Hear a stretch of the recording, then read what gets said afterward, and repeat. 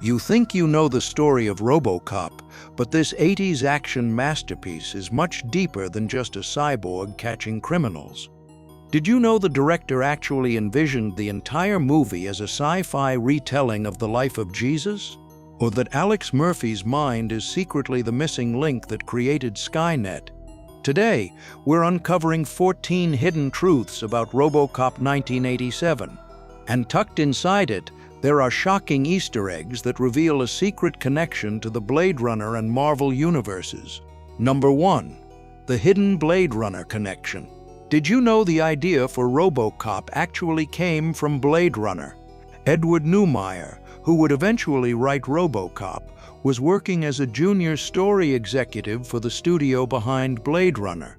Because of that job, he spent tons of time on set, soaking in the film's neon-drenched alleys and dystopian atmosphere. One day, while watching Harrison Ford's character hunt down the bioengineered replicants, something clicked. He realized there was a powerful idea hiding in plain sight: humans chasing machines. Then he asked himself, what if I reversed that? What if a machine was the one hunting human criminals? That simple but bold flip became the core of RoboCop. Without Blade Runner's moody streets, the legendary officer we know today might never have existed. Number 2. The alternate endings you never saw.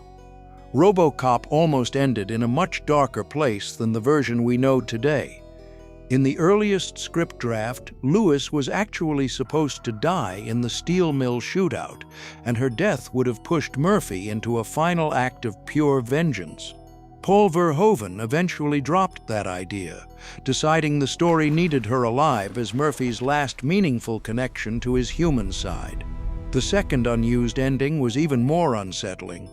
The writers originally planned to reveal that Murphy wasn't unique at all, that he was simply Model 01.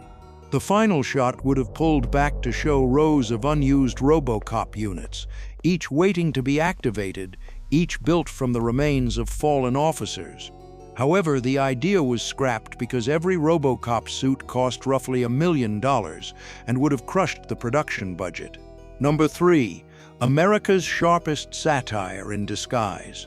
At first glance, this film looks like a sci-fi action ride about a robot cleaning up the streets, but it's actually one of the smartest, sharpest pieces of satire aimed at American culture in the 80s. The first jab hits extreme capitalism. In the infamous boardroom scene where ED-209 accidentally kills an executive, no one reacts with shock or grief. Instead, the boss simply sighs and complains that the incident will delay the project timeline, showing how greedily this company values products over human life. The second satire targets twisted consumerism. One TV ad features Nukem, a family board game where players launch nuclear strikes, mocking how Cold War paranoia was turned into entertainment. The film also mocks the collapse of America's auto industry at the time, which was losing badly to more efficient Japanese cars. Even the car's name, SUX, is a blunt joke from the filmmakers about just how badly this car sucks. Number 4. The Sci-Fi Messiah. Most people remember RoboCop as an 80s action blast, but director Paul Verhoeven had a far more unexpected vision. He has openly said that the entire story is actually a sci-fi retelling of the life of Jesus. Once you look at the subtext, it all lines up: Murphy's tragic downfall and loss of humanity. That represents the sacrifice. The damage to his body mirrors the classic imagery of a fallen martyr. And when OCP brings him back, Murphy isn't just revived, he's transformed into a new, almost glorified body, returning to a broken Detroit to restore order like a modern-day savior. The symbolism gets even more obvious during the finale. In the steel mill showdown, there's a shot where he literally walks across a shallow pool of water. It's a deliberate nod to Christ's walking on water miracle. Murphy isn't just a robot, he's a futuristic symbol of hope and rebirth. Number 5. The cannon that could destroy anything. One of the most unforgettable moments in RoboCop is when OCP arms Clarence Boddicker's gang with a weapon so absurdly destructive, the Cobra assault cannon. This thing isn't just powerful, it's pure overkill. In the film, a single shot can blow up cars, tear open buildings, and even bring down the mighty ED-209 without breaking a sweat. The cannon became so iconic that it later resurfaced in RoboCop, Rogue City, and even blasted its way into Mortal Kombat 11, proving the weapon's legacy is still very much alive across modern games. But behind its futuristic shell, the Cobra is actually a Barrett M82 sniper rifle, cleverly disguised with a custom plastic body and an oversized scope to complete the look of a next-level superweapon. Number 6. The RoboCop's secret British twin. Ever noticed how much RoboCop feels like a comic book come to life? For years, rumors claimed it was a recycled Judge Dredd script. While the writers debunked that, the truth is more fascinating. Writers Edward Neumeier and Michael Miner were massive fans of the British comic 2000 AD. They were deeply inspired by Dredd's gritty, satirical world, a decaying future where the law is cold and uncompromising. The connection is so strong that the influence actually flowed both ways. While Dredd's dark humor helped shape Murphy's Detroit, RoboCop was so impactful that 2000 AD later created the Mechanismo storyline, featuring robotic judges as a direct response to the film. RoboCop didn't steal Dredd's script. He inherited his satirical soul and then helped redefine the very comics that inspired him. Number 7. The secret behind a $1 joke. Ever noticed that weird catchphrase, "I'd buy that for $1," popping up constantly? I'd buy that for $1. It's a hilarious running gag on the trashy TV shows and OCP ads, but there's actually a chilling secret behind it. This line is a direct tribute to a 1951 sci-fi story called The Marching Morons. In that classic story, the world is full of people who have become incredibly simple-minded, obsessed only with cheap thrills and instant gratification. By sneaking this Easter egg, director Paul Verhoeven was showing us how sick the world of Detroit really is. The citizens have been brainwashed by low-quality garbage, laughing at mindless jokes while their city is literally falling apart. It's a brilliant piece of satire that suggests the real horror isn't the robots, it's a society that has lost its ability to think for itself. Number 8. The secret father of Skynet. In the 1992 Dark Horse Comics crossover RoboCop vs. Terminator, written by Frank Miller, the franchise revealed a dark truth. Murphy's mind was the missing link Skynet needed to achieve true self-awareness. When John Connor discovers this in 2029, he sends a soldier named Flo Langer back to the 90s to kill Murphy before he can connect to the military network and create Skynet. But Murphy doesn't just die. Instead, he uploads his consciousness directly into Skynet's system, hiding as silent code for decades. He waits patiently until the future, where he secretly uses Skynet's own automated factories to rebuild his iconic body. Murphy didn't just return, he raised an entire RoboCop legion from within the enemy's own network. In a final epic twist, he leads this army to crush Skynet for good. Number 9. The action star too big for his own suit. Did you know Arnold Schwarzenegger was the studio's first choice to play RoboCop? After his success in the Terminator, he seemed perfect until he tried on the armor. Arnold was so massive that the suit made him look like a giant round Michelin man rather than a sleek tactical cyborg. Another candidate was Michael Ironside. He had the intimidating vibe, but his shoulders were so wide they literally locked the suit's joints, making movement impossible. The role finally went to Peter Weller because director Paul Verhoeven was obsessed with Weller's chin. Since the helmet covers almost everything, they needed someone with expressive lips and a sharp jawline to keep the character human. Even better, Weller had experience in dance and pantomime. That is why he could make those iconic robotic movements feel so natural. Number 10. The Hidden Marvel Easter Egg.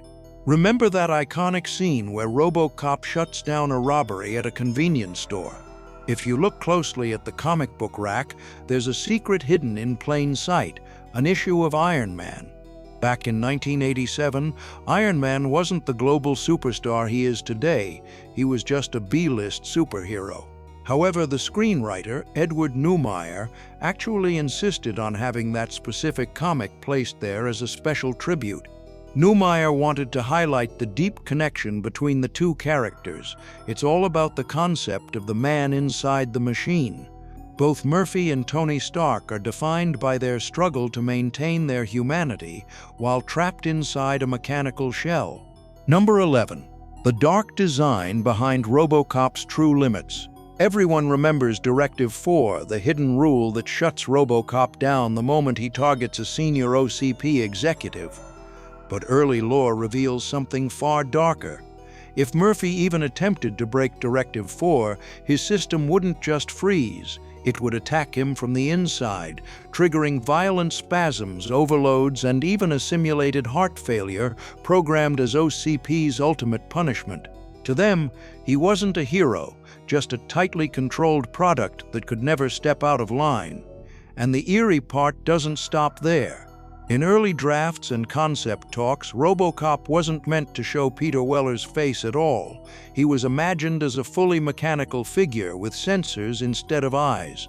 Director Paul Verhoeven pushed back, insisting that audiences needed to see Murphy's face to feel his pain and his rebirth. Without that human touch, the story would have lost its emotional heartbeat. Number 12. The skyscraper that doesn't exist.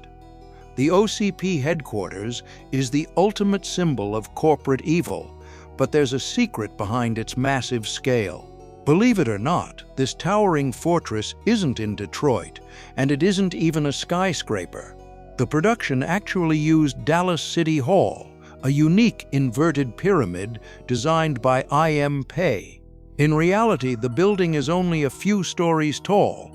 To create that soul-crushing, godlike presence, filmmakers used a technique called matte painting. They took a shot of the real building and stacked dozens of painted floors on top to make it look like a monolith dominating the skyline. It's a brilliant visual trick meant to represent OCP's total dominance over the little guy. Number 13. The robot's secret personality. At first glance, ED-209 looks like the ultimate killing machine, but stop-motion legend Phil Tippett actually gave it the personality of a dangerous toddler. He wanted it to feel like a super-strong child with zero emotional stability. That's why, when it tumbles down the stairs, it lets out that high-pitched wail and kicks its legs around in pure, almost comedic frustration. And the design itself? The robot was intentionally built to feel absurdly impractical for real urban use. It quietly exposes how OCP cared more about selling an intimidating-looking product than creating something truly functional or safe. ED-209 becomes the perfect symbol of corporate greed. Big, shiny, terrifying, but unable to handle something as basic as a flight of stairs. Number 14. The partner who almost didn't happen. Did you know Anne Lewis was almost played by someone else entirely? The role originally went to Stephanie Zimbalist, but because she was locked into a Remington Steele contract, she had to walk away just before filming started.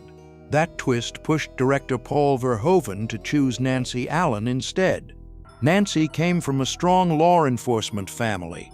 Her father was a New York police lieutenant, which added a layer of authenticity to the role. Verhoeven even insisted Nancy cut her hair and wear a bulky uniform to hide her femininity. It worked, transforming her into a hardened officer who stood equal to her male counterparts in the brutal world of old Detroit. From its secret origins on the set of Blade Runner to the startling revelation that Alex Murphy might actually be the father of Skynet, it's clear that RoboCop is far more than just a standard 80s action flick. It is a chillingly prophetic satire of corporate greed. economic collapse, and the fragile line between man and machine. Whether you see him as a sci-fi messiah or a corporate product with built-in booby traps, Murphy's struggle to reclaim his name remains one of cinema's most powerful stories. Does the world of OCP feel uncomfortably closer to our reality today than it did in 1987? Let me know your thoughts in the comments below. Thank you so much for watching, and if you enjoyed these hidden truths, don't forget to like, comment, and subscribe for more deep dives into your favorite sci-fi lore.